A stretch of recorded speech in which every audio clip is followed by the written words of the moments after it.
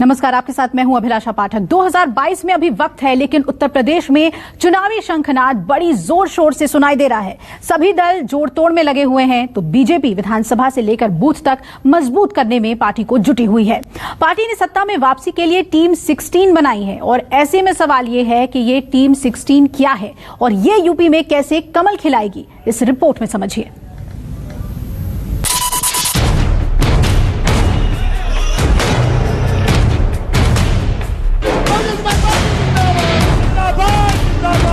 आप कहीं भी किसी भी थाने में किसी भी तहसील में जाते होंगे, महिलाओं के लिए एक अलग से हेल्प डेस्क वहां पर आपको देखने को मिलेगा। प्रशासन, पुलिस, हर चीज का इस्तेमाल इसीलिए किया जा रहा है कि लोकतंत्र यहाँ से खत्म हो जाए। तो हम लोकतंत्र के पक्ष में खड़े होने के लिए आए हैं।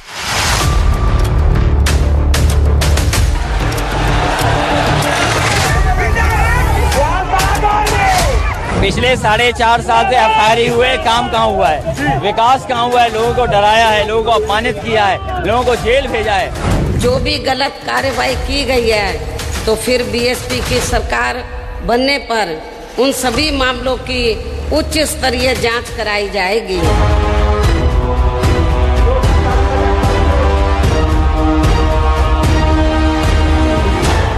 धर्म और जाति के सबसे बड़े चुनावी अखाड़े यूपी में हर दिन नए दंगल का आयोजन हो रहा है। सत्ताधारी पार्टी बीजेपी मंत्रिमंडल विस्तार से लेकर मुद्दों का गुणागणित कर रही है।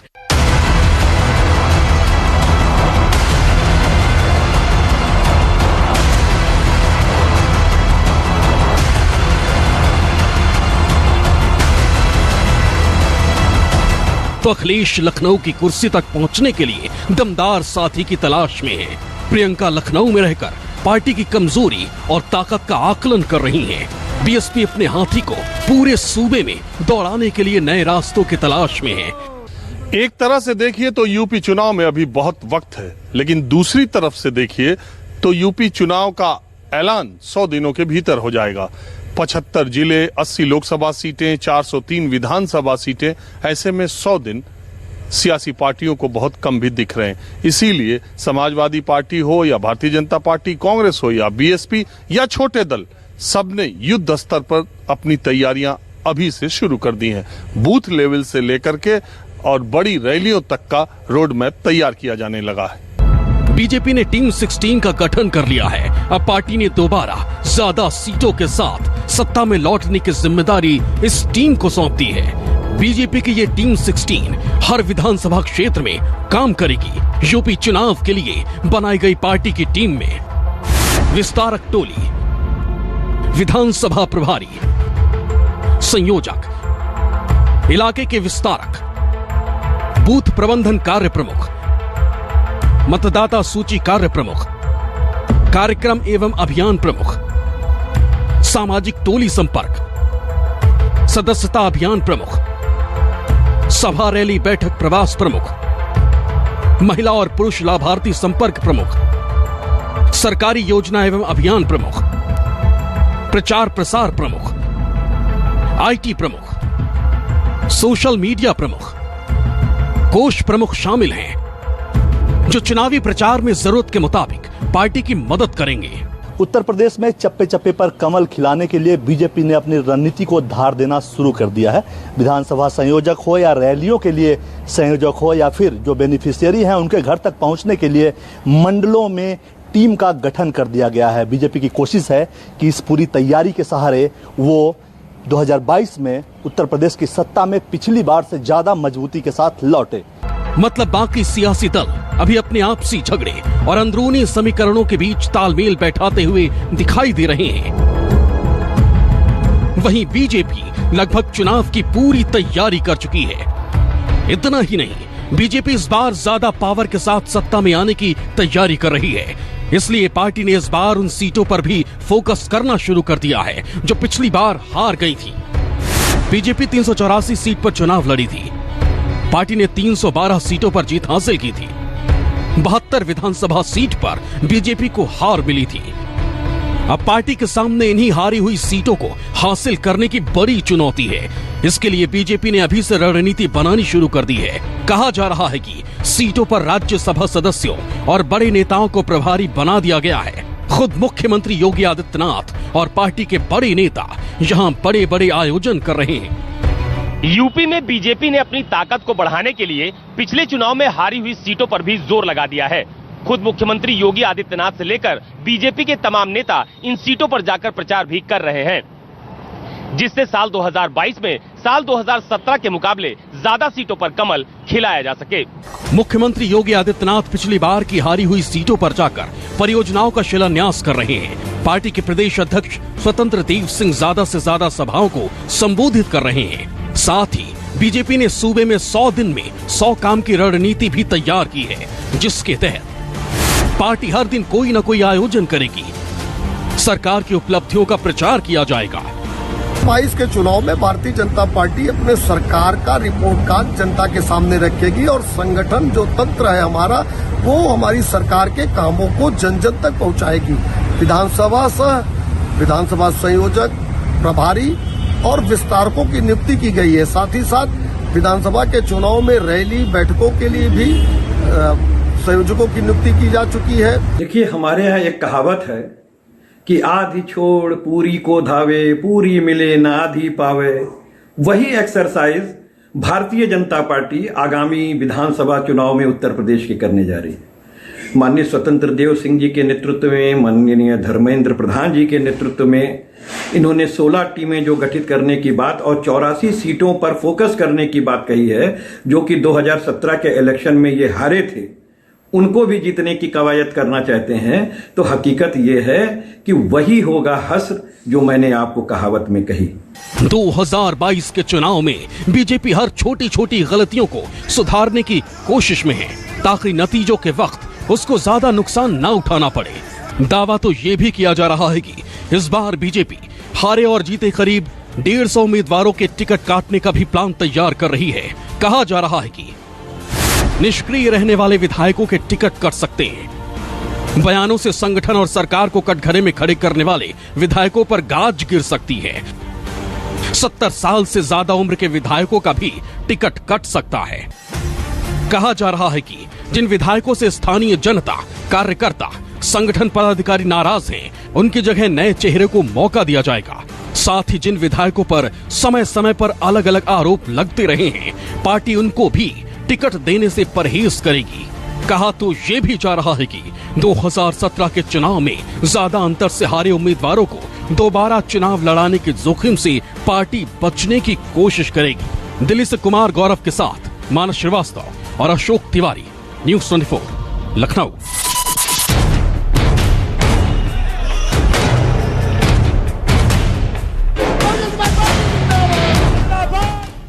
तो यूपी में एक तरफ सभी सियासी दल जोर शोर से चुनाव प्रचार में जुटे हैं, वहीं दूसरी तरफ शिवपाल यादव अब भी भतीजे अखिलेश से गठबंधन के इंतजार में हैं। अब तक अखिलेश की तरफ से ना तो गठबंधन की कोई पेशकश हुई है और ना ही किसी तरह का सिग्नल ही मिला है। ऐसे में शिवपाल यादव का सब्र अब जवाब दे गया है।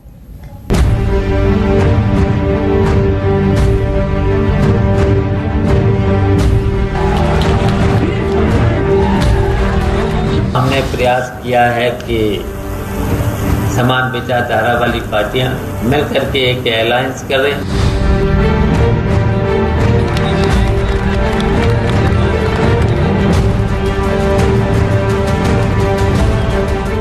मौकों पर कहा है और फिर कहता हूं मैं कि उनका भी एक दल है और उस दल को साथ लाने का काम होगा। और आपने भी सुना होगा कि हम जल्दी बात करेंगे।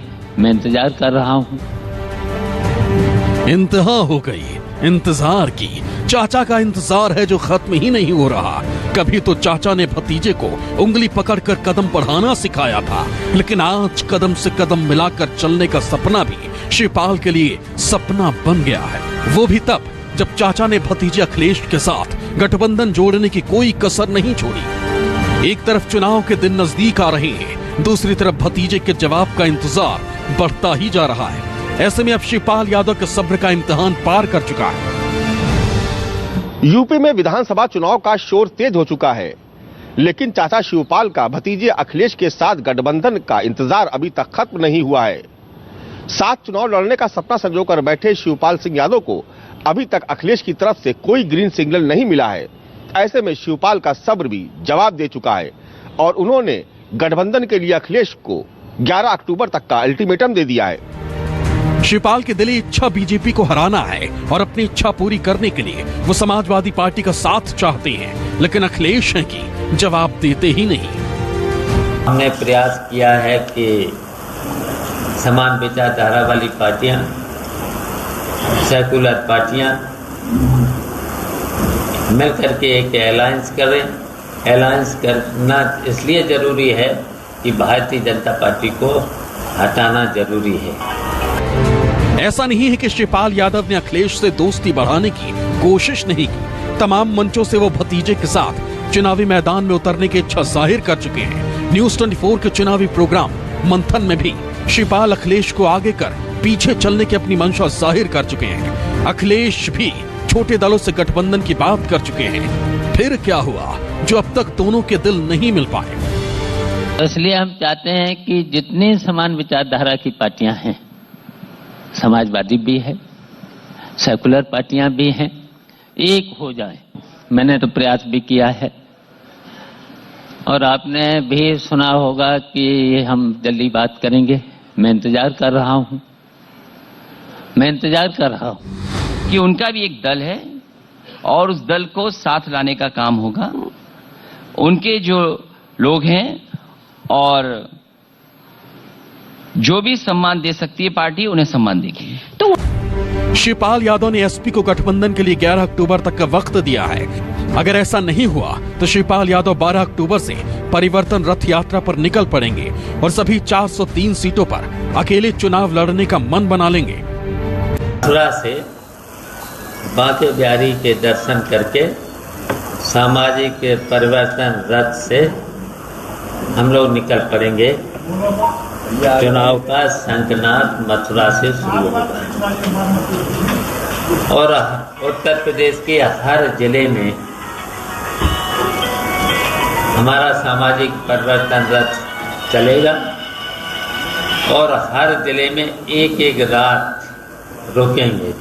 अखिलेश और शिवपाल दोनों ही मिलकर चुनाव लड़ने की बातें तो कह रहे हैं, लेकिन अब तक दोनों के बीच गठबंधन को लेकर ना तो कोई मुलाकात हुई और ना ही कोई फॉर्मूला तय हुआ। तब आया कि 11 अक्टूबर तक उन्होंने समाजवादी पार्टी को कहा है कि वो डिसीजन ले लें गठबंधन का। तो हकीकत यही है कि समाजवादी पार्टी के राष्ट्रीय अध्यक्ष माननीय अखिलेश यादव जी ने खुले मन से ये कह रखा है कि निश्चित तौर पे हम छोटी पार्टियों से गठबंधन भी करेंगे, सीटों का तालमेल भी करेंगे और जीतने पे जो हमारी सरकार बनेगी उसमें उनको अच्छी हिस्सेदारी और भागीदारी भी देंगे। साथ ही उन्होंने ये भी कहा कि प्रसपा तो हमारे समान विचारधारा की पार्टी है, निश्चित तौर पे उससे गठबंधन होगा।